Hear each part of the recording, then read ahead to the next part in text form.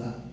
तो कूलम ला की अगर हम सिंपल कूलम ला की हम अगर फार्मूले पे जाए तो कूलम ला हमारे पास बराबर है F is equal to K Q1 Q2 divide by R square. और के का जो हमारे पास वैल्यू है तो बराबर है हमारे पास 1/4 पाई एप्सिलॉन नॉट। और हम इसको इधर पुट करेंगे, हमारे पास जो फोर्स का फार्मूला बनता है तो बनता है के की जगह हम ये पुट करेंगे, हमारे पास बनता है Q1 Q2 divide by 4 pi epsilon naught into R square. अगर इसको और भी सिंपली लिख तो इसको बराबर होता है 1 divide by 4 pi epsilon naught Q1 Q2 divide by R square.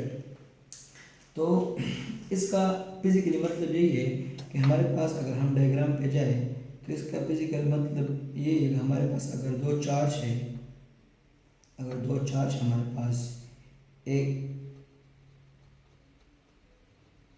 Charge है Q1, लेट सपोज ये है 6 माइक्रो कूलम, और एक चार्ज है हमारे पास Q2 और लेट सपोज ये चार्ज बराबर है Q2 is equal to 10 micro coulomb. अच्छा, तो कह रहे कि जब भी हमारे पास दो चार्ज होते हैं रेस्ट में तो इसमें इस पर अगर सेम चार्ज है, अगर सेम चार्ज है तो हमने पढ़ा है कि सेम चार्ज क्या करेगा, सेम चार्ज है तो हमारे पास चार्ज एक दूसरे को क्या करेगा, रिफिल करेगा। क्या करेगा, रिफिल करेगा। अगर डिफरेंट चार्ज है, डिफरेंट चार्ज है तो इस केस में चार्ज दोनों एक दूसरे को क्या करेगा, अट्रैक्ट करेगा।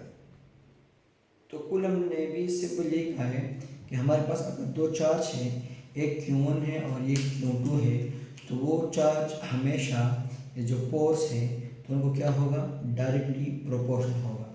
क्या होगा, डायरेक्टली प्रोपोर्शनल होगा the product of their charges. F is equal to Q1 Q2। ये हमारे पास पहले जो कूलम लॉ का स्टेटमेंट था, सबसे पहले जो उसने बताया था, ये बताया कि हमारे पास जो फोर्स इसके दरमियान इलेक्ट्रिक फोर्स है, अगर मैं इसकी ई लिख दूँ तो कोई मसला नहीं हो, क्योंकि इलेक्ट्रिक फोर्स अगर हम इसको ई से के साथ ज़ाहिर करता हूँ तो क्या रहेगा, कूलम्स क्या रहता, अगर ये दो चार्ज हैं इनके दरमियान जो फोर्स है, जो इलेक्ट्रिक फोर्स है इनके दरमियान, उनके दरमियान जो क्या है, इलेक्ट्रिक फोर्स है, तो वो फोर्स हमारे पास क्या होगा, डायरेक्टली प्रोपोर्शनल होगा Q1 और Q2 को। और दूसरी बात इसने ये की कि वो ये फोर्स हमारे पास ये इन्वर्सली प्रोपोर्शनल होगा किसके, 1/r स्क्वायर के। आर स्क्वायर के हमारे पास क्या होगा, इन्वर्सली प्रोपोर्शनल होगा।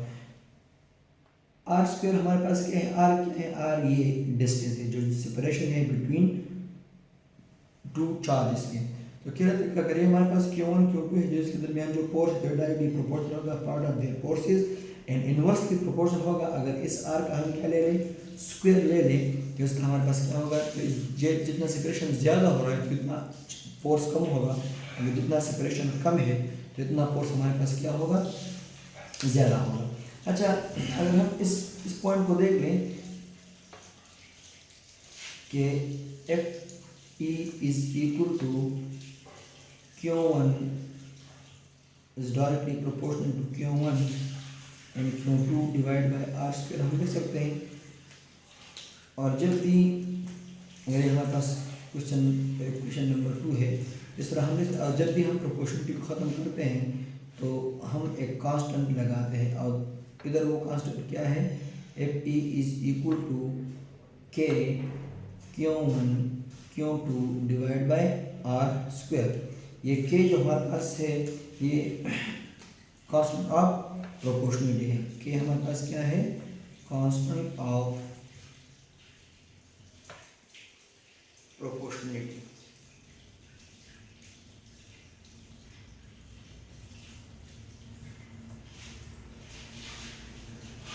Concept of proportionality. अच्छा, अगर हम के वैल्यू को देखें तो के का वैल्यू हमारे पास के बराबर है इसका 1 divide by 4 pi epsilon not का। तो इसी वजह से कि हमारे पास डिपेंड कर रहा है किस चीज़ पे, कि हमारे पास डिपेंड कर रहा है सिस्टम ऑफ यूनिट पे और मीडियम पे। कि किस चीज़ पे डिपेंड कर रहा है, कि हमारे पास डिपेंड कर रहा है एक तो हमारे पास सिस्टम ऑफ यूनिट पे डिपेंड कर रहे हैं, किस चीज़ पे, सिस्टम ऑफ यूनिट पर। कौन से यूनिट, कौन से सिस्टम में हमने इसका जो यूनिट है वो कौन से सिस्टम के लिहाज से हम यूज़ करें, CGS के लिहाज से यूज़ करना है, MKS के या SI यूनिट सिस्टम के, और मीडियम पे डिपेंड कर रहे हैं। किस पे कर रहा है, मीडियम पे डिपेंड कर रहा है। तो कि हमारे पास दो चीज़ों पे डिपेंड कर रहा है, एक तो मीडियम पे डिपेंड कर रहा है और दूसरा हमारे पास किस पे डिपेंड कर रहा है, सिस्टम ऑफ यूनिट पे। अच्छा, अगर हम सिंपल इस इक्वेशन को देखें तो ये इक्वेशन हमें क्या देता है, ये जो F E is equal to 1/4 pi epsilon naught Q1 Q2 into R square. तो इसका मतलब कि ये हमारे पास क्या होगा, हमेशा ये वाला जो नंबर है हमेशा क्या आएगा, फर्स्ट भी हमें क्या देता है, मैग्नीट्यूड देता है। क्या देता है, मैग्नीट्यूड ऑफ फोर्स देता है। क्या देता है हमें, मैग्नीट्यूड ऑफ इलेक्ट्रिक फोर्स। अच्छा, अगर हम एफ का आर के साथ ग्राफ बनाएंगे तो हमारे पास, अगर हम एफ का आर के साथ ग्राफ बनाते हैं, जब आर इंक्रीज होता है तो एफ क्या होता है, डिक्रीज होता है। इसका मतलब ये हमारे पास ग्राफ कुछ इस तरह है। अगर आर के साथ क्या करना है, हमने ग्राफ को ड्रा करना है। लेकिन अगर हमने 1/r², तो ये हमारे पास आएगा F is inversely proportional to 1/r। जब r हमारे पास क्या होगा, ग्रेटर होगा, तो हमारे पास जो फोर्स वो क्या होगा, कम होगा। अगर हम सिंपली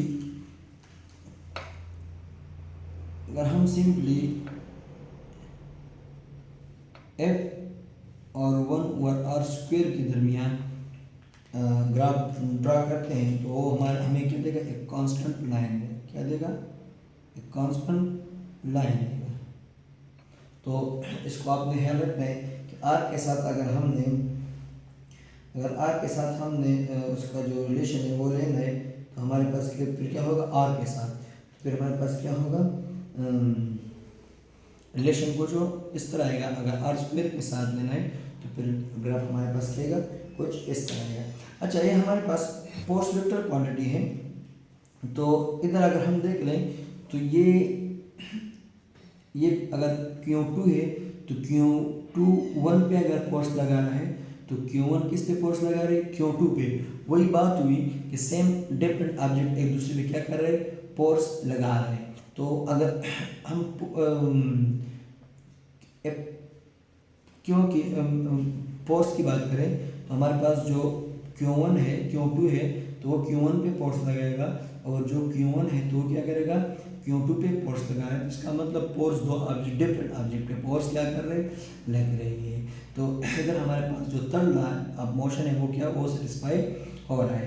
अच्छा, अगर हम F12 फाइंड करेंगे कि F फोर्स लगा रहे 1 किस पे, 2 पे, तो इसी वक्त हमारे पास जो इक्वेशन होगा वो होगा कि Q1 Q2 divided by r², और r जो यूनिट वेक्टर है वो बराबर होगा 1 2 का।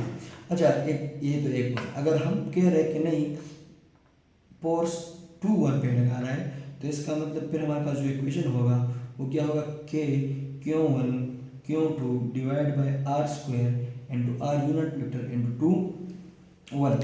तो ये तो हमारे पास इसका मैग्नीट्यूड तो सेम है, लेकिन डायरेक्शन क्या है, अपोजिट है। इसका एक का डायरेक्शन इधर है, अगर Q2 1 पे लगाया तो डायरेक्शन ये है, अगर Q1 Q2 पे लगाया तो डायरेक्शन ये है। इसका मतलब डायरेक्शन अपोजिट है और फोर्स क्या है, सेम है। तो हम सिंपली ये लिख सकते हैं कि F12 बराबर होगा माइनस F21 के, ठीक है ना। ये F12 बराबर होगा कि माइनस F21 के। थर्ड लॉ हमें हमारे पास क्या कर रहा है, इसको ये सेटिस्फाई कर रहा है। थर्ड लॉ को क्या कर रहे हैं, सेटिस्फाई कर रहे हैं। अच्छा, अगर हम तो अगर हम ये F6 10 पे ये माइनस बराबर होगा F, अगर 10 क्या है, किस पे लगा रहे हैं, 6 पे। इधर देख, या तो 6 कूलम 10 पे लगा रहे हैं या 10 कूलम किस पे लगा रहे हैं, 6 का। दोनों का हमारे पास जो रेशो होगा वो क्या होगा, 1:1। मैग्नीट्यूड का रेशो हमारे पास क्या होगा, 1:1 क्या होगा, रेशो होगा। रेशो हमारे पास क्या होगा, सेम होगा। अच्छा, अगर हम जिस तरह हम हमारे पास जो थर्ड लॉ है, तो अर्थ और सन एक दूसरे पे क्या कर रहे हैं, फोर्स लगा रहे हैं। तो अगर अर्थ सन पे लगा है तो सन क्या कर रहे हैं, अर्थ पे लगा रहे हैं।